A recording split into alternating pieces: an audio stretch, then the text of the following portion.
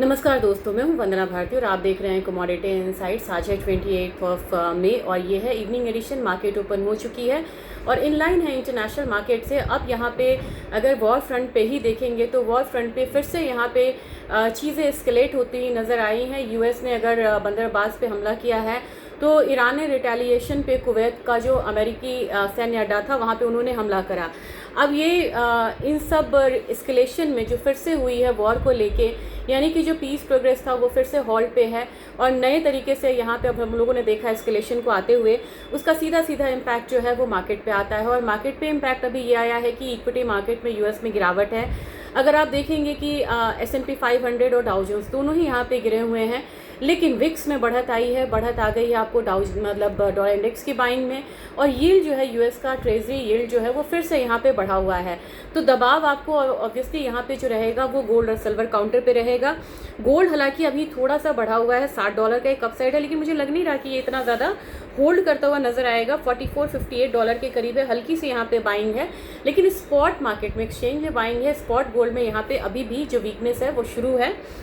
और हमारे मार्केट में जो गिरावट है वो ज़्यादा है, 1,54,680 के करीब है। वो अभी हमारी मार्केट जो है वो लगातार अब यहाँ पे डिस्काउंट में ट्रेड होती हुई नज़र आ रही है और आज 947 पॉइंट का डाउनसाइड जो है वो देखा जा रहा है। तो मेरे ख्याल से वही 1,52,000 वाला एक लेवल है जहाँ पे कि आपको एक सपोर्ट मिलता हुआ नज़र आएगा। फिलहाल में आप थोड़ा सा गोल्ड को यहाँ पे डाउनसाइड मान के चलिए, लेकिन बहुत ज़्यादा आप 3,500 या 3,000 वाला लेवल अभी कर रहे हैं, उसके लिए कंफर्मेशन मिलना बहुत ज़रूरी है। उसकी कंफर्मेशन अभी मुझे नहीं लग रही है, लेकिन सबकी अपनी एनालिसिस होती है। तो 1,52,000 50,000 एक नया सपोर्ट जोन बनता हुआ दिख सकता है। डेरिवेटिव में यहाँ पे बाइंग की सलाह नहीं रहेगी मेरी तरफ से। और मुझे लग रहा है कि अभी आपको जिस तरीके से आपने म्यूचुअल फंड्स में यहाँ पे वेट करा है वैसे आपको वेट करना चाहिए। अगर आपको यहाँ आपके पास यहाँ पे ETF है या फिर आपके पास फिजिकल है, कई बार ETF ने यहाँ पे आपको मौका दिया होगा, जहाँ से आप खरीदे थे वहाँ से वापस प्राइसेस जो है वो आई हैं। आपने कमेंट्स में भी किया था कि 270 आया, हम लोग वहाँ पे निकले नहीं। तो अगेन प्राइसेस जो है वो आएगा, लेकिन यहाँ पे थोड़ा सा टेस्टिंग टाइम है। मॉर्निंग में मैंने एक वीडियो अपडेट करा था आफ्टरनून में, जिससे मैंने कहा था कि मई जून जुलाई ये 3 महीने थोड़ा सा स्लगिश रहेगा। ये सीजनैलिटी वाइज स्लगिश होता है और वॉर का तो इम्पैक्ट है ही है, लेकिन अगस्त ऑनवर्ड्स यहाँ पे मूव आता हुआ देखेंगे। सिल्वर की बात कर लेते हैं, गोल्ड की बात होगी। अब सिल्वर काउंटर पे आएंगे, $73.56 के करीब है। यहाँ गिरावट ज़्यादा है, 1.8% का है और मैंने यही आपसे कहा था कि सिल्वर में गिरावट ज़्यादा आएगी और रेशियो जो है अब ये गोल्ड के फेवर में दिख रहा है और ये 60.47 की तरफ जाता हुआ दिख रहा है। माइनस $1.30 की गिरावट यहाँ पे है और अपने बाजार में 2,62,583 के करीब है। 2,62,500 मान के चलिए, यहाँ पे भी आपको गिरावट आती है तो 2,55,000 58,000 तक प्राइसेस नीचे की तरफ आता हुआ दिखाई दे सकता है। अब ऑयल की बात करेंगे। ऑयल में 90.83 का यहाँ पे एक लेवल है, $1.64 का 6% का एक अपसाइड है।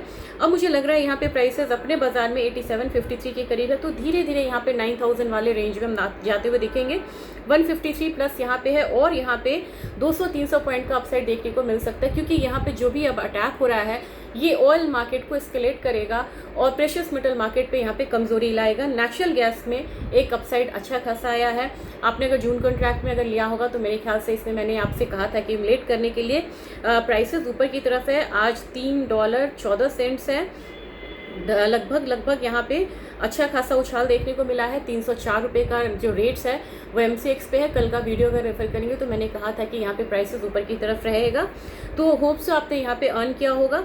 रही बात एल्यूमिनियम की, 386.7 है। अगेन यहाँ पे सप्लाई डिस्रप्शंस का खतरा बढ़ता हुआ नजर आ रहा है, तो धीरे धीरे 390 की तरफ जाता हुआ एल्यूमिनियम, क्योंकि क्रूड ऑयल प्राइसेस अभी 40% का इसका कोरिलेशन है, कोरिलेशन ज़्यादा है। 40% जो एल्यूमिनियम बनता है ना उसके इनपुट कॉस्ट में 40% अपना क्रूड ऑयल होता है, तो क्रूड के प्राइसेस पे ये बहुत ज़्यादा रिएक्ट करता हुआ नज़र आता है।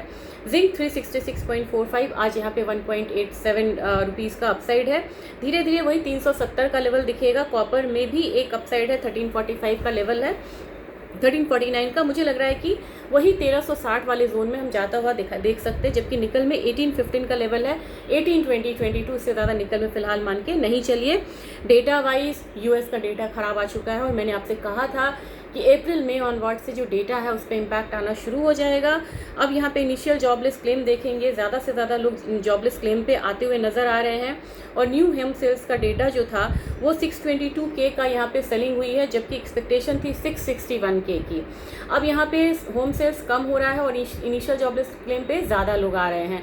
तो मतलब कि इकोनॉमिक में वीक इंडिकेशंस हैं। ये AI बूम है यूएस में जो कि इनके मार्केट को होल्ड करके रखा है। और अगर बोला जाए कि फिजिकली क्या चीज़ है जो होल्ड करके रखा है, वो है इनका क्रूड ऑयल। क्रूड से इन्होंने काफ़ी कमाया है इस वॉर में, और क्रूड ऑयल का एक्सपोर्ट भी यहाँ पे रिकॉर्ड लेवल पे हो रहा है। ये नेचुरल गैस का एक्सपोर्ट कर रहे हैं, रिकॉर्ड तौर लेवल पे क्रूड ऑयल का कर रहे हैं, और इससे ये अच्छा खासा कमा रहे हैं, जिससे कि इकोनॉमी जो है वो होल्ड पे है और अच्छा खासा स्ट्रांग इकोनॉमी अभी होती हुई दिखाई दे रही है। लेकिन वॉर का इम्पैक्ट अब यहाँ पे भी आता हुआ दिख रहा है, और वो इन्फ्लेशन डेटा भी यहाँ पे बता रहा है। तो मेरे ख्याल से ये आज का अपडेट था। समराइज़ करना चाहूँगी, गोल्ड सिल्वर में अभी डाउनसाइड है, क्रूड ऑयल में बाय है 9000 तक के लिए, नेचुरल गैस 304 के करीब आया है, धीरे धीरे 315 तक जा सकता है, 310 315 तक जा सकता है। बेस मेटल काउंटर में आज के लिए आज एक स्ट्रॉन्ग मूवमेंट जो है वो बनती हुई नज़र आ रही है।